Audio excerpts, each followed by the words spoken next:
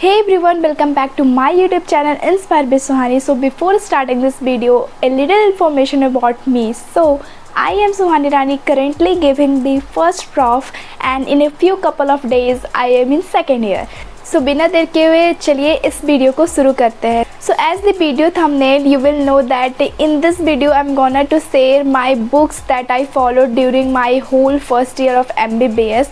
कोई NEET aspirant NEET exam को qualify करता है एंड फिर वो अपने फर्स्ट फेज मतलब कि MBBS में एडमिशन लेता है तो उसे बहुत सारे प्रॉब्लम्स का सामना करना पड़ता है. So as the video thumbnail you will know that in this video I am gonna to share you the books that I follow during my whole first year of MBBS so that upcoming medico do not face such difficulties which I faced a little bit in my first year. First you have to know how many subjects are there in the first year of the MBBS. So there are 3 subjects: anatomy, physiology and biochemistry.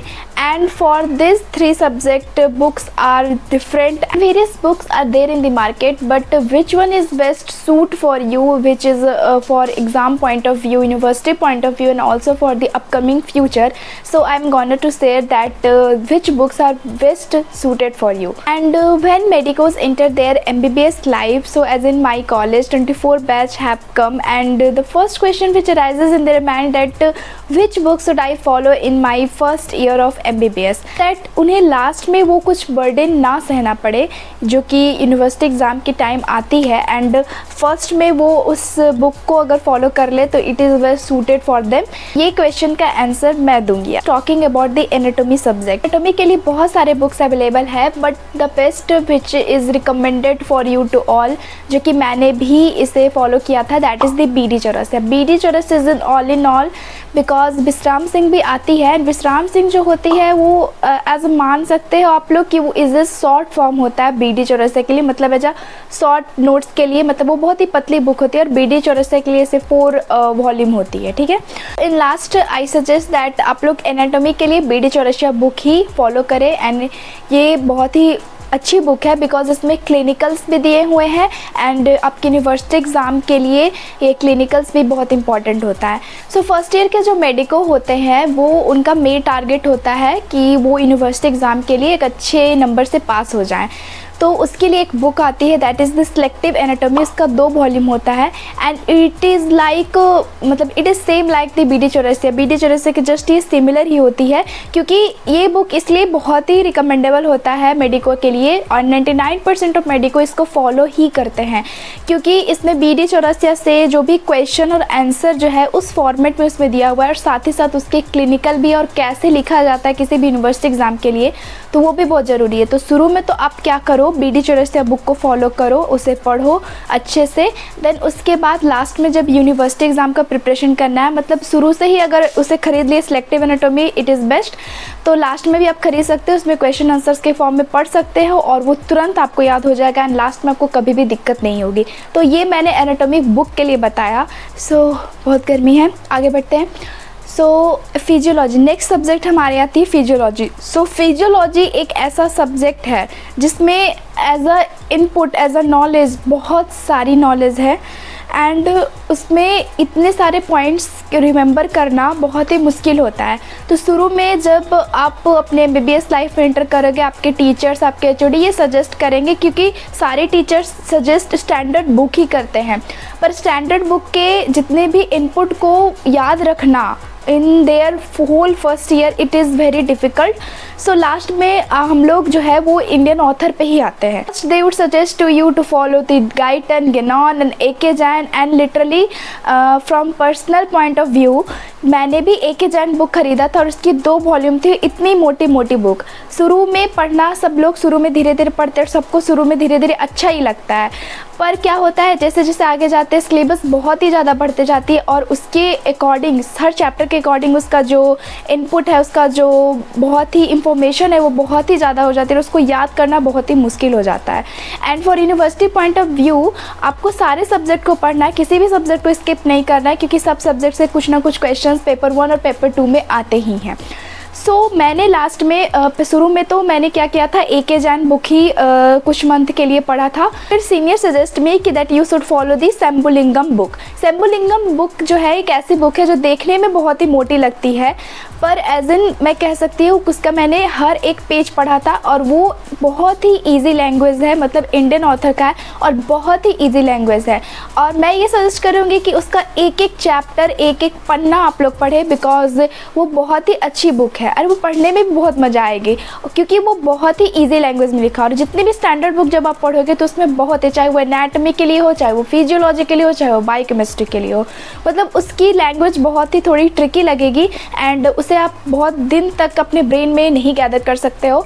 So I would suggest कि physiology के लिए आप शंभुलिंगम ही पढ़ो and last university exam के लिए भी बहुत ही आपको फ़ायदा करेगी। कि बिसाइड बहुत सारे चैनल्स भी होते हैं, ऐप्स भी होते हैं, जिससे कुछ कॉन्सेप्ट अगर आपको खुद से पढ़ रहे हो तो क्लियर नहीं हो रही है तो आप उससे भी दे सकते हो। तो मैं वो किसी नेक्स्ट वीडियो में बना दूंगी कि कौन कौन से चैनल्स को मैंने रिकमेंड किया था।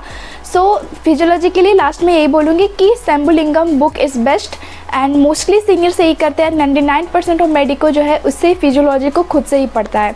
एंड मेरे ही कॉलेज में खुद में मैंने देखा था कि शुरू में सब लोग गाइटेन पढ़ रहे हैं, गैनॉन पढ़ रहे हैं, सब कुछ पढ़ रहे हैं, पर एके जैन भी पढ़ रहे हैं लास्ट तक।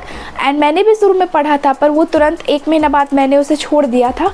एंड लास्ट में जब मैंने सबको देखा, सब लोग दे फॉलो शंभुलिंगम बुक और मैंने शुरू से ही शंभुलिंगम फॉलो किया था, सो मुझे लास्ट में उतनी दिक्कत नहीं आई थी। तो you should follow Sembulingam book. Lastly जो कि थर्ड सब्जेक्ट आती है that is the biochemistry. Biochemistry के लिए वासुदेवन और एक सत्यनारायणा बुक आती है। एंड मैंने जब वासुदेवन बुक को एक दिन पर्सनली पढ़ा था तो मुझे ये उतनी खास नहीं लगी, क्योंकि उसमें बहुत ज़्यादा इंफॉर्मेशन थी। नो डाउट वासुदेवन जो बुक है वो बहुत ही स्टैंडर्ड बुक है, लेकिन आप उस बुक को ज़्यादा सजेस्ट करोगे जो आपको खुद पढ़े तो आप समझ में आ जाए, क्योंकि होल MBBS में आपको खुद से ही पढ़ना है। एक अनदर गाइडलाइन आप ले सकते हैं जो कि ऐप वगैरह लोग खरीदते हैं, वो मैंने भी खरीदा था।